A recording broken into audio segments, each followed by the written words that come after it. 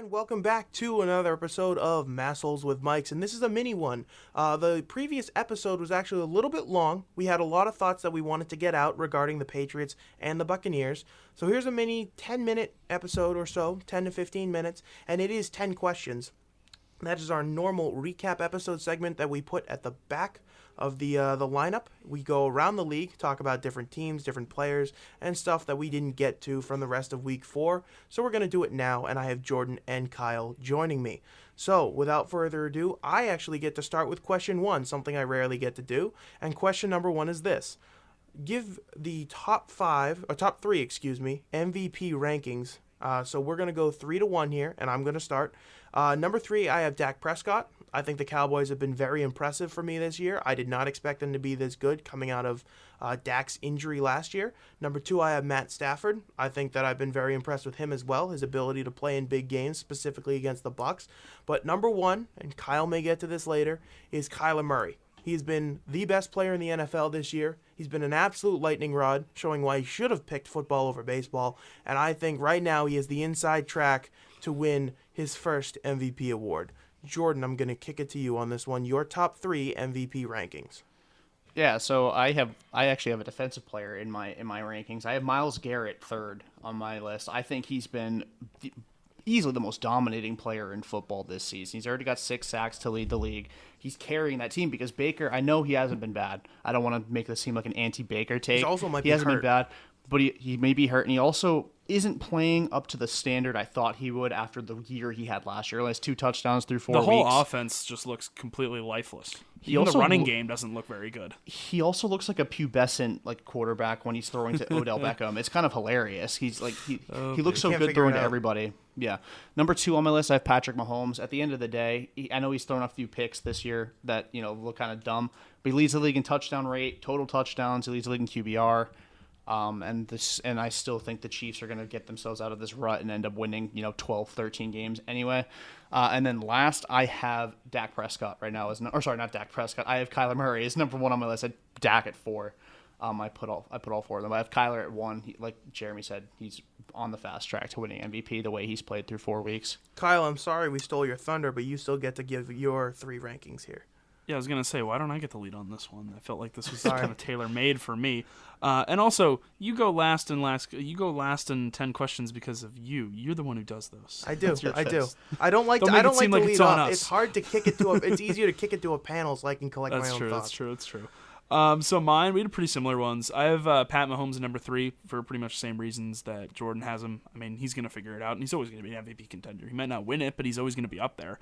Number 2, I have Stafford. Obviously, they lost last week, but I don't think he was terrible. I would have loved if he thrown to Cooper Kupp a little bit more, but he's definitely on a track to have an absolutely fantastic season. Just with the weapons around him. I called that bad game too. I said it during the picks episode. I said there's this game every once in a while that he just sucks, and they end up losing by a ton. And I went with the Rams anyway. But it's not going to be this week. I said it's not going to be this week, but I was very, very reluctant in picking the Rams. I'm pissed at myself for doing it. And the reason why that they had such a bad week, of course, was because of. For those listening and not watching, Kyle has his Kyler Murray jersey sitting up there right now. Because he is truly playing to the best of his ability.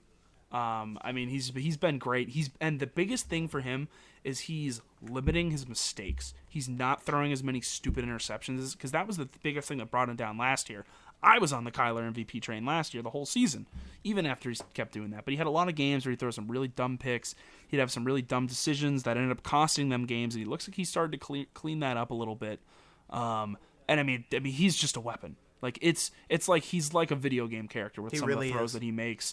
And I could not be more happy watching this kid succeed. He is such a fun player to root for, and it makes me like a proud Oklahoma dad whenever I get to see him absolutely ball out. And he's on my fantasy team, so that's always a benefit.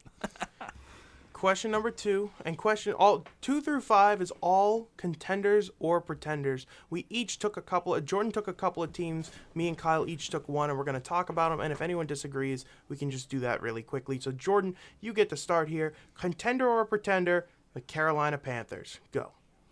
Soft contender, very hard pretender. I think they're a borderline playoff team. They're better than I thought they'd be, but I don't think they're really like a strong, like, oh, they're going to be a Super Bowl threat, but they'll be a playoff threat. Kyle, any disagreement there? They need McCaffrey. That's really what it will Yep. be. I mean, Chuba Hubbard was not great last week. Donald kind of came down to earth as well. But he does lead the league in rushing touchdowns. That is He's wild. turning into a real Cam Newton. I've been kind of shocked that Carolina managed to get out to a 3-0 record to start the year. I'm still not sold on that defense. I think that offense actually has a better chance of rebounding than the defense does. I think the defense has a good player at each level, but is very thin behind it. Shaq Thompson at linebacker, Brian Burns at defensive end, and then Burns is a stud. J.C. Horn got hurt, but you still have Jeremy Chin on the back end. Shout out. I need to get his jersey. I really do. I remember I told you that you had to get it, and at one point you were like, "Nah, I wouldn't get that." I'm like, dude, no, you're absolutely right. You were absolutely right there. All right, but yeah, I think we all agree. Kind of looking more pretender than contender at this point, but we can see how the year plays out if they get McCaffrey back. Kyle, question number 3: your Cardinals, what you got? Contender or pretender? So I have them somewhere in the middle. They're definitely not pretenders. Like they're a much better team than they were last year. But I know Cliff Kingsbury is still their coach. I don't know why I say I know, but like Cliff Kingsbury is still their coach. Although he did compare himself to Ted Lasso in his last press conference, which I thought was blasphemy because Ted Lasso is a good coach and he is not. He earned legacy points for that one. Yeah, seriously. But I just think like they're just too unpredictable. Like they haven't really been in a lot of games where they've had adversity, and the one that they did was the game against the Vikings and they got lucky. So, they're pretty lucky to be undefeated right now. I need to see what they can do down the stretch against their divisional opponents. Obviously, the win against the Rams was huge. That was the first time Sean McVay lost to the Cardinals in his life as a coach. He never lose. He was the Cardinals' daddy for a very long time, but they figured it out last week. And if they can continue to do that, then yes, I will start to think that they're actually contenders. I do think Kyler will probably end up just continuing to put up MVP numbers, whether or not they go to the playoffs or not. Yeah, I think they're pretty solidly a wild card team at this point. I don't really have anything else to add. I agree with your assessment. I think they're more contender at this point. Jordan? Yeah, they're a strong wild card team. Cool. All right, question number 4 goes to me, and I have the Las Vegas Raiders to talk about. Now, they are losing right now at the time that we're recording this, breaking the fourth wall. But Eckler with another touchdown. I think that they are a contender. They're not a contender to win the division. That will fall off. But they've been cleaning up a lot of the dead wood on their schedule, the teams that they should beat, which is something the Raiders have not done in my lifetime. They've never done it. Maybe that one year where Derek Carr was borderline MVP and then got hurt, and they had to start Connor Cook in the playoff game. But outside of that, they really haven't done a lot since I've been watching football. I've been very impressed with that defense. Max Crosby has taken a step. Casey Hayward is now sitting there at cornerback. Jonathan Abram is a playmaking safety. And Corey Littleton came over from the Rams a couple of years ago and is finally paying dividends. I like the Raiders. I think they are going to go and compete for a wild card, simply for the fact that the rest of the AFC, it feels like, has kind of regressed. A lot of teams have been underwhelming to start. Maybe the Raiders can take advantage of this 3-0 start and kind of parlay it into backing into the playoffs as that 7 seed. Does anyone have any thoughts on the Raiders? I just don't have confidence in them yet. I think with them, I don't want to say it's too early, but like with track record, I know how I said earlier, or I said it in the previous episode, Patriots are notorious for 4 weeks of sloppy play. Well, the Raiders are notorious for about 5 or 6 weeks of looking like a playoff team. So I feel like with them, I'll agree with you for now. I think they could be a playoff team, but I think I'll know for sure by like week 8 or 9. Kyle, can you do the voice for me real quick before I parlay it into question 5? The Raiders. There it is. There it is. All right. Wearing my Raiders hat. Jordan, question number 5. Your team is the Saints. I will never pick a Jameis Winston-led team to be a contender. They are a fat pretender. Their defense is great, but doesn't scare me. And Kamara only has two touchdowns so far this year, which is a little bit disappointing as a fantasy owner of him. That Taysom Hill touchdown from even though they lost to the Giants insane. Was unbelievable. It was unbelievable. You're right, but I don't trust a team led by Jameis Winston. That's more than fair. I don't have anything to add. I think that they are a pretender. And they've been Jekyll and Hyde all year, so me picking the Giants to beat them last week along with Jordan did not seem as shocking as other people made it out to be, so I'm happy that they won. All right, question number 6. Kyle, you can start here. Give me the team that you think is primed to be a dynasty. So 5 years from now, fast forward, you can say that this team is really, that was ascending maybe 5 years ago, which is where we are right now. And in 5 years' time, they will be at the peak of their power, where they're a perennial playoff contender. They're clearly they're either making regular appearances in the championship games, or they're just missing it. Who do you got? The Chargers. I think that they have one of the best young rosters in the league right now. I think a lot of the teams would have been, last year I think around this time we would have been saying Washington, but their defense, I had them at the start of the year for this exact question. Fraudulent. Yes. It's so fraudulent. It's unbelievable how bad that their defense and offense is. Taylor Heineke stinks. Yep. Go back to the XFL, buddy. No offense to the XFL, of course. No, but the Chargers have a great young core. Justin Herbert obviously is going to be one of the best quarterbacks down the road. But for me, a lot of their big thing is kind of biased. Their defense looks fantastic. Kenneth Murray obviously injured, but he is looking like he's going to be a cornerstone of that defense. They obviously still have Bosa. Asante Samuel Jr. is looking fantastic early on in the season so far. He looks like Derwin James is healthy too. But I think Asante Samuel Jr. could feasibly be like defensive rookie of the year right now. He has been absolutely fantastic. And you guys already know how I feel about Kenneth Murray. I think that they have such a good young core that they're going to be poised for future success. All right, so the Chargers were one of my teams, full disclosure, but I did have a backup because I knew one of the two of you would take it, and I am taking the Cowboys. And it's very sad that I have to say that about a Dallas team, but I can't ignore the fact that this defense is miles better than what I thought they were going to be this year. I thought it was going to be Dak having to throw for 8,000 yards again in order to get the job done in Dallas. Which he might do. Which he still might do, but he doesn't need to, because he only threw for, I think, like 200 yards yesterday. Maybe, I don't even know if he threw for 200, but he threw for like 4 passing touchdowns, because Zeke ran 20 times for 113 yards or some ridiculous stat line. Here we go. I got it. 20 rushes, 143 yards. I mean, if you get prime Zeke back for even a couple of years, you can parlay that into Dak not having to work as hard, that defense with who I think is going to be the defensive rookie of the year, Micah Parsons, Davis's own Micah Parsons from Penn State. Looks like an absolute game wrecker. And I wanted him coming out of the draft. I wanted him or Owusu Koramoah. Parsons looks like the safer pick at this point. He's a beast. That Dallas defense, if it stays serviceable enough, they could be scary good and just kind of annoy me for the next 5 years. Jordan, round us off on question number 6. I had the Cowboys and Chargers. Nice. No way. So we were all on the same thing. I have no reason to add any other commentary. I had the same ones you guys had. That's how That's you know hilarious. Great minds think alike. Well, Jordan, I know you did have to you did have to go last on this one, so I'm actually going to switch up the order, and you can go first on question number 7. Who is the team to beat in the AFC right now? Right this very second, I'd pick the Bills. I just, the way that they're dispatching teams that are bad, like they beat I don't know what the final was of the Texans game yesterday. 40 to nothing, I think. Yeah. So they've won 75-0 combined against them and the Dolphins. Like, you couldn't allow a point? Like, just 1 point? But I think the Chiefs will eventually get back to that level. But right now, Buffalo looks ridiculous. Kyle? Buffalo's a good choice. I mean, I just still said the Chiefs. That's fair. I mean, like, they're still good. Like, they're still the Chiefs. You know, like, I'm sure they're gonna figure it out at some point. If they matched up against each other next week, I'd pick Buffalo. But I'm sure by week 10, it'll be Kansas City.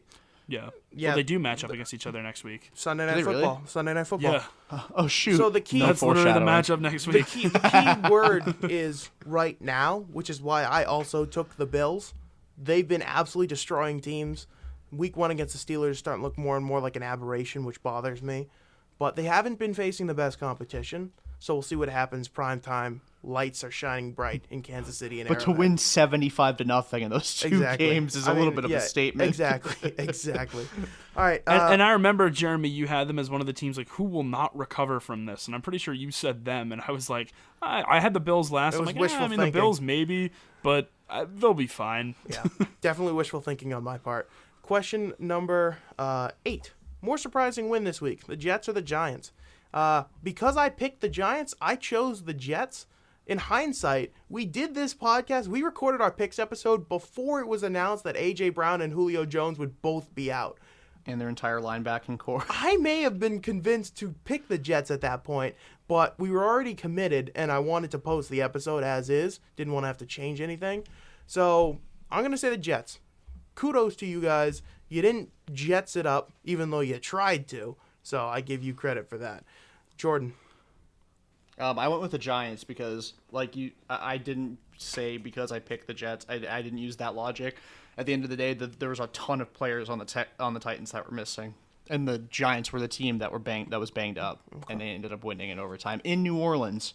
Kyle, break the tie. I said the Jets only because I think just based on the opponents, I do agree that like the Titans being banged up was definitely made it a little easier for the Jets, but like I could see the Saints absolutely laying an egg in that game.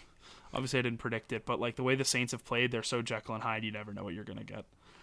Kyle, you get to start on question 9. Who wins the AFC North right now if you had to predict it? Not the Steelers. This was hard because both the Browns and the Ravens because it's going to be one of those two teams. The Bengals are still going to end the season like 8-9. There's not a chance. But Jordan's it's hard. Jordan's giving me this look where I know he picked the Bengals. I didn't. Okay. But I'm like they might be better than we are giving them credit for. They might be. Maybe, I don't know. It's only so long until Joe Burrow splits his leg again. I'm actually kind of shocked. I'm kind of shocked you didn't put the Bengals in the contender or pretender question. No, I think they're too much of a, I think 3-1. we all would have said pretender on that. At this point, you have to say more. Maybe. I took the Browns, but the Browns and the Ravens pretty much have the same thing to me, where they just have not been consistent enough yet for me to really have faith in either of them. But I went with the Browns because I think their defense is a lot more solid and will be able to make up for any offensive inconsistency they have. Which is kind of funny that we're saying that because their defense last year was the reason that they sucked. I have the Ravens. I think when push comes to shove, there's a little brother effect with the Browns and the Ravens that I think Baltimore has over Cleveland. They've absolutely smoked them most regular season games in the past couple of years, and they barely beat them in that Monday night thriller last year. That was the one close game the Browns have had. For whatever reason, I don't think this Browns defense is built to stop the Baltimore rushing attack, even with no healthy running backs. So I'm going to take Baltimore, I think. They're the more battle-tested team. They're more proven to me. Jordan. I said the Ravens, but barely. Yeah. Like I think it's going to be a dogfight. That's why this is a tough question. I could feasibly see them tying for the division win, but with the Ravens sweeping the season series so they get the division. Bonus question. Give me your thought. The Ravens running the ball instead of kneeling out the clock against Denver on Sunday was blank. I'm going to lead on this because I just introduced this question off the cuff. Classic Ravens is my answer. I hate that franchise. They're my most hated football franchise. I think John Harbaugh is a putz. This was just an excuse for me to say it again. I hate Baltimore. I hate this team. I hate this organization. They've been a thorn in the Patriots' side for far too long, and I can't believe that we have to watch this week in and week out. It's so classic Ravens, it hurts. Jordan. I loved it. Yeah, honestly, I loved it. I knew one of us was going to say that. No, I'm big on the play to the final whistle, and I expect you to do that to my team, and I expect you to not get upset if my team does it to you. And I think it was to preserve the 100-yard rushing every game, like for 43. I think that's cool. Like that's something you want to keep going as long as you can. And I think Harbaugh took it like a man and said, yeah, that was my call 100%. That wasn't on my team. That wasn't my OC. I'm the one that chose to do that. And I respect the fact that he was willing to take that and knowing that there was going to be criticism from it in some respect. Kyle, quickly, I honestly didn't really care, but I think it's kind of a lame thing to go for, but also whatever, do what you got to do. I did like Harbaugh's response to Fangio though, like, oh, what were you throwing for the end zone for at the end of the game? Getting a 16-point play? I thought that was funny. Question number 10, final question here. We have confidence level in the Patriots, 1 to 10. I guess I'll start on this one again. I'm about an 8. Like I said, they need to fix the sloppiness, like I said in the last episode. But this game gave me a lot of hope that I didn't think that I would have. Jordan. I said for this season, playoffs-wise, probably around a 5 or 6. Moving forward after this season, I said they got their QB. So I'd put it at about an 8 or 9 for the future. And Kyle, round us off. About a 6, which is hopefully not the amount of wins they will end this season with. Nice. All right, that'll do it for us on this mini episode. Thank you guys for listening in. We'll see you later for our picks episode, probably Thursday or Friday that'll come out. So for Jordan and Kyle, I am Jeremy saying have a good rest of your night, everybody, or day.